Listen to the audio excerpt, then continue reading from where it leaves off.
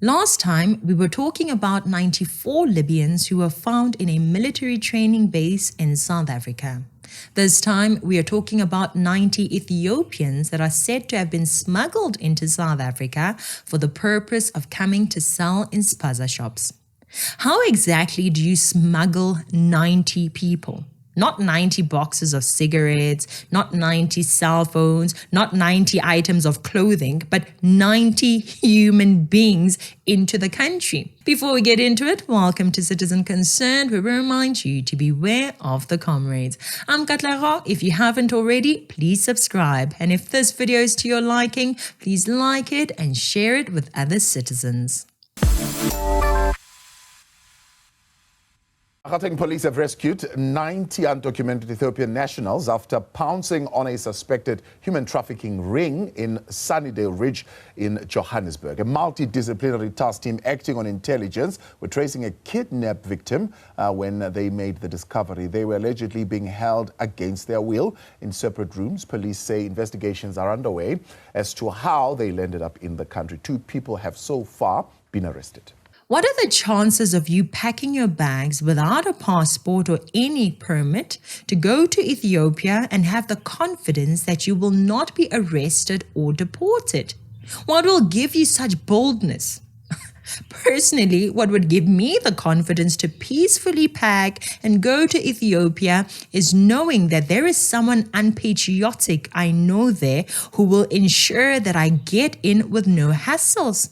Someone with no morals, someone who likes money so much that he or she is willing to risk an entire country to make 10,000, 100,000 or even 1 million. They know that there will be no issues at the airport, at the border or anywhere else inside the country.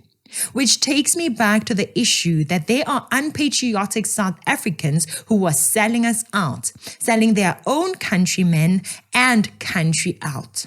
Welcome back. Let's bring you this discussion now. The Durban Commercial Crimes Court has sentenced a Home Affairs official to 12 years in prison for fraud. Judith Salome Zuma pleaded guilty for her role in issuing fake passports for cash to foreign nationals who did not qualify. And what an incredible story it is. 760,000 rand was earned by Judith Zuma over 192 fraudulent passports. For thousands, hundreds of thousands or millions of rands, these South Africans are ready and willing to let undocumented foreigners into the country without a care in the world as to what harm those undocumented foreigners will pose to South Africans. I mean, where these 90 Ethiopians were found was also a South African kidnapped victim. The same person that you as a South African took money from to illegally let them smuggle these Ethiopians has already kidnapped your own fellow citizen. We know only of this one. We don't know if they have kidnapped others too. Not only that, they are on a mission to sell counterfeit goods, which news reports have already said have led to the death of some South African children. But because when you were given some hundreds, thousands, and millions of rands, you were willing to give us that risk and move on with your life. Statistics South Africa released a report of the 2022-2023 financial year that showed that there were over 15,000 kidnapping cases in South Africa in 1 year. 15,000. They associated the sudden increase in kidnapping with the rising levels of organized violent crime in the country. It may have become common to hear that this person has been kidnapped here and that person has been kidnapped there, but it is not normal, and we should not normalize it in our brains, in our minds, or even in our communities. We should look at these statistics and other reports like this with disgust and disappointment. And not only that, we should demand our government to do their work to stop this nonsense, uproot all the rot in South Africa. Police and Home Affairs, we need to see urgent and decisive action towards putting an end to this rubbish. 2 suspects have been arrested and they are due to appear before the Palm Ridge Magistrate Court on a charge of kidnapping, but also we are looking at charges of human trafficking or either human smuggling. We do suspect that these Ethiopians were trafficked or smuggled into the country for better economic opportunities, where they were going to work in Ethiopian spaza shops or shops that sell counterfeit goods. So we are working on that particular information. Just imagine that these 90 smuggled Ethiopians did not even come to South Africa of their own free will. They were kidnapped in Ethiopia and brought to South Africa to fulfill the mandate of their kidnappers. The indications from the investigation is that these people themselves are victims of human trafficking. So what you're talking about here is even more sinister in a way, because these are people who presumably against their will were brought into this country using the gaps and weaknesses in the system that I've been describing. We avoid incidents such as these, where you find 90 undocumented nationals housed in a particular home where they are being allegedly kept against their will. We know that we are called to love everyone, but the truth is we love our brothers and sisters more than we love a stranger. So if these criminals can kidnap their own brethren from their countries and treat them like this, how much worse do you expect them to treat you and I, who they have no connection with? Wake up and smell the coffee. A garden does not just become infested with weeds suddenly. One weed creeps up, and if you don't see it, it gives birth to another. If you do see it and tell yourself, nah, it's just one, no big deal, soon enough, you will realize that for a deal to become big, it starts off small. We should not have the mindset of, it's just 90 Ethiopians. It's just 94 Libyans. The Nigerian drug dealers are only in Sunnyside and Yeovil. No. We should be good stewards of our garden, South Africa, and be on the lookout for any small anyana weed and uproot it, lest it infest our entire garden when we least expect it. It is encouraging to hear the police say this. You would know that at the borders, we've got a partnership with the BMA, where we are working closely also with the SANDF. We've got our border police also on board. We've got the Department of Home Affairs, where we are working closely. So either way, it does not matter which mode of transport they are coming into the country. What is important is that we should mobilize, strengthen our security at all borders, whether be it our land borders, our airports.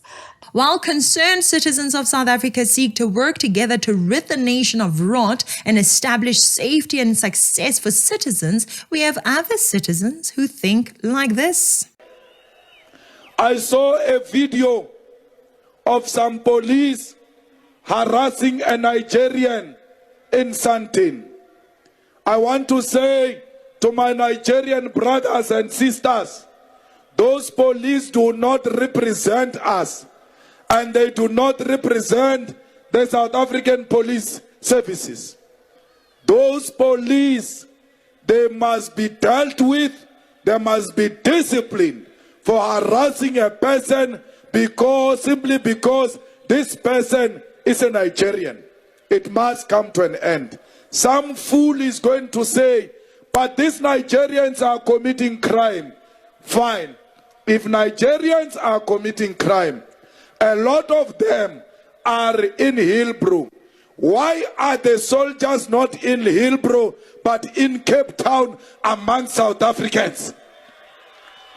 There are no soldiers on Nigerians. There are no soldiers on Mozambicans. There are soldiers on South Africans themselves, because crime is committed by us. We are the ones who are selling drugs to our own people. We are the ones who are beating up our own women. We are the ones who are killing each other.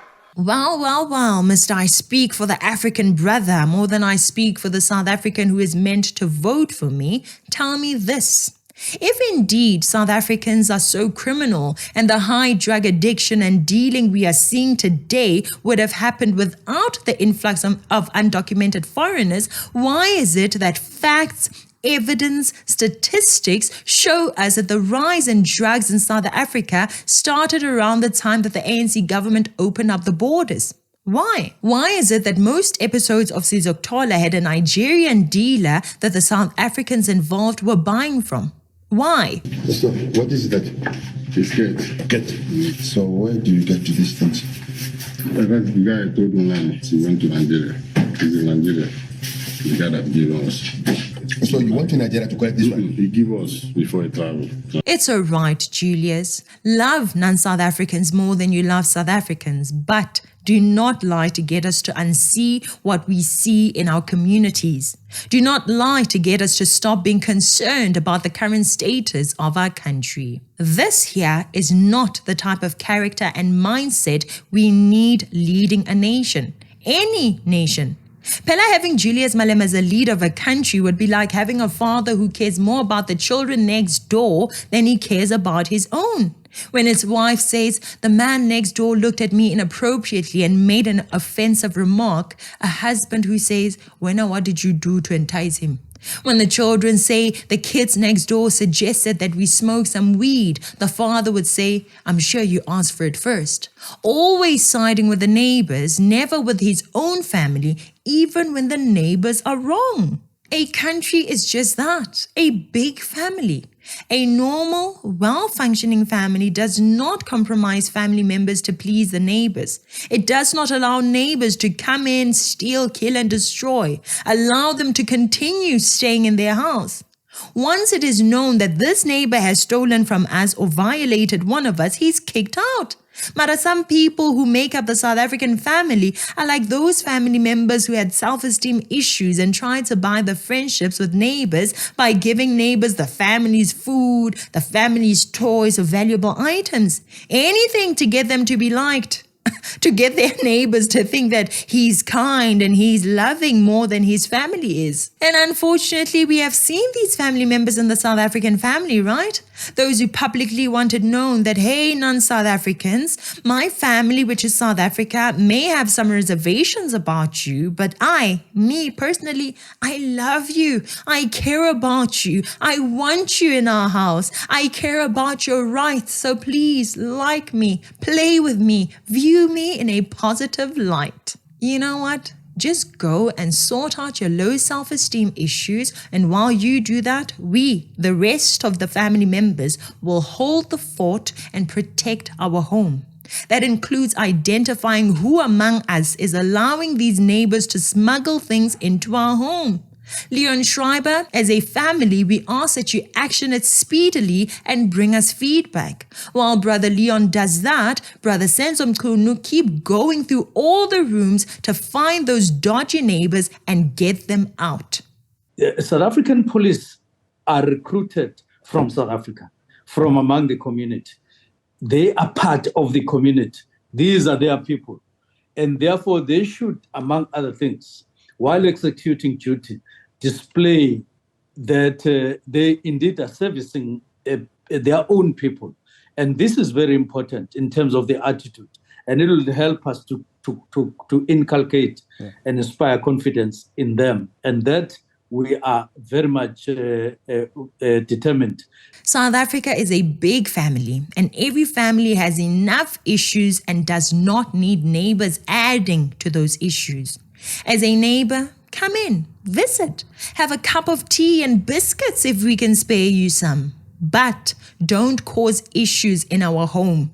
Don't, or else you will not be welcomed by our family, and it should not come as a surprise. To those scared of being called xenophobic, think about it as South Africa is a family, a home. Every family has a responsibility to protect itself from all harm. Protect yourself from other families. We may have our neighbors visit, but we have the right to say, okay, then visit over. I need to tend to my family now. We have the right to say, okay, then you have come into my home, violated my family, and for that reason, get out and never come back. And they need not feel bad for that. Here are some of the ideas family member Leon Schreiber has to deal with the problem we are facing. But I can tell you now already, one of the important things that we have to take note of as a country really urgently is that this is a national security situation. When you have people processing visas in ways that are based on human discretion, when you have the ability to submit misrepresentations, then you've got a problem. So I've been saying from the start, we really need to focus on automation. We live in the age of machine learning and artificial intelligence. Surely now is the time for us to do what we've done at other institutions before. Think about SARS, really the pioneer in this regard. SARS moved away from all these paper-based processes that were open to manipulation towards e-filing and really putting in place automated processes that are insulated against human interference.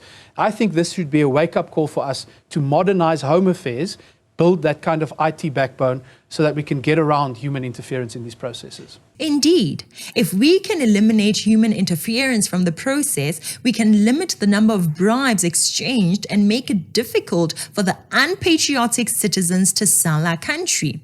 While we are against people entering the country illegally, we are happy to welcome foreigners who want to enter legally and contribute positively to our nation. Listen to this. Let's be clear. Home Affairs, these problems, illegal immigration, but also issues of people who want to come here legally as tourists and face all kinds of obstacles, or people who want to invest in our economy, those are problems that were decades in the making. Yeah. So the only way you can now, in a speedy way that doesn't, again, take decades to fix, really zoom in, is by making critical investments in how the system operates. We have to accept that even as we deal with corruption, and you'll be aware of the Lubisi report that exposed very serious acts of malfeasance, and one of the convictions we saw before the weekend is flowing out of that process. Yeah. There will be more of those. But the point is, we have to crack down and clear up corruption and arrest and lock away those individuals, as I said. But the question is, will it just keep happening again in the future if we don't fix the system? And that's what I'm talking about. To build the kind of automated system we need to firstly manage these kind of incidents like the Libyan case so that we don't have people who can misrepresent and lie and come into this country. And then secondly, we're saying, once we do that for you, we're going to generate so much economic growth because we'll have a functional system. We'll attract tourists. We'll bring in skills through a law and order style system. That will be able to start funding things like border operations and the Border Management Authority. Just as a family seeks to be protected from dangerous neighbors, they also seek to create relationships with good neighbors. The issues with Home Affairs have not only led to South Africa being vulnerable to criminal foreigners, but it has also hindered South Africa from benefiting from foreigners who seek to bring scarce skills here, those who seek to tour and bring their money here. So I think the truth is, if you don't fund something as a priority, it's not a priority. And if you look at the budget cuts that the entire security cluster has faced in recent decades, and you'll recall all the discussions we had over the years about bailing out state-owned enterprises, Transnet, SAA, Eskom, etc., those are the resources that should have gone to Home Affairs and to the rest of the security cluster to make sure that the capacity exists for us to prevent these kind of things. We are now living with the consequences of choices where we've decided to rather bail out a few state-owned enterprises for decades than funding our national security. Now, the question is, are we going to wait until the day comes when there's suddenly enough money to fund everything again? Because I don't know when that day is going to arrive. Yeah. So we clearly need to think in innovative new ways about how we address these problems. When it comes to Home Affairs, I am passionately convinced that we have the opportunity now to leapfrog over many of the challenges that we've seen over the past decades. But I will not be here as Home Affairs and spin stories about priorities. Yeah. Home Affairs has not been a priority for the government for at least a decade. Last year, it was the most dramatically cut department in this whole government. So whenever politicians tell you on your show or elsewhere that they care about border management, about the integrity of the system, ask them why don't they fund it as if it's a priority. While the ANC government gave themselves and their fellow comrades high salaries and perks, while they constantly bailed out dysfunctional SOEs without changing systems to ensure that they deploy equipped and able comrades, they chose to decrease the funding needed to ensure that Home Affairs is well funded for the purpose of blocking the door from wrong foreigners and opening the door to right foreigners. He doesn't stop there. Since joining, they have already started finding the loopholes and making arrests of the unpatriotic South Africans, helping foreigners engage in illegal deeds within the Home Affairs. This past weekend, as we mentioned earlier, 12 years was handed to Judy Zuma. Yeah. This is an official of Home Affairs, and the understanding is that she was part of the syndicate that was giving passports to foreign nationals who obviously don't deserve those passports. Is corruption still a big problem within Home Affairs? It is, but I do want to say one important other thing about this. We must not tar everyone with the same brush, because the very people who eventually built the case that led to the conviction of Ms. Zuma were people from the Home Affairs Counter-Corruption Unit, because she even tried to bribe them when they got too close to the truth. And it is those people who said, aha, we've got you here now, and they did the right thing. They did not accept the bribe. So I'm saying that because there are good people in this department, as there are across government and across this country, in fact, who are trying to do the right thing. And I think the role of the minister in this environment is to empower and elevate those officials. Yes, fight to get them the resources they need to do their job properly, but also recognize that there are good people here who are trying to do their job. And if we can embrace modern technology, new ways of thinking, I think we can find some gems among Home Affairs officials. However, that does not certainly negate the fact that we are dealing with serious levels of corruption. I am cautiously optimistic about the progress we are making based on the Lubisi report's indications that we received of where we need to focus and how we need to root these things out. And that's why I said in my statement, this will not be the last case. We are starting here and we are going to meticulously follow up on these corruption cases. But what I don't want is for 5 years from us to sit here again and say, well, these things are happening now in the same way that they did before, because you've not fixed the fact that you must take the human element out of this. We have the ability to leverage technology like we've never had it before.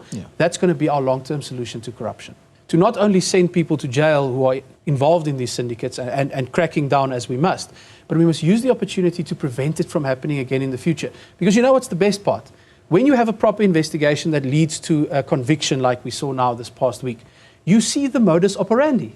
You can see where the gaps and the weaknesses in the system are, where human discretion actually allows people to, in this case, issue those fraudulent passports. Over 100 of them, by the way. 192. 192. So that tells you how many people enter this country with the help of the and the other point is this. The other point is this. In this particular case, it's actually a very useful case study for us.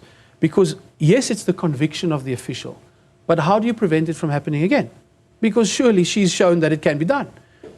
In this case, there was a change in the system that said you can only pick up your passport after your own fingerprints have authenticated that it is your passport.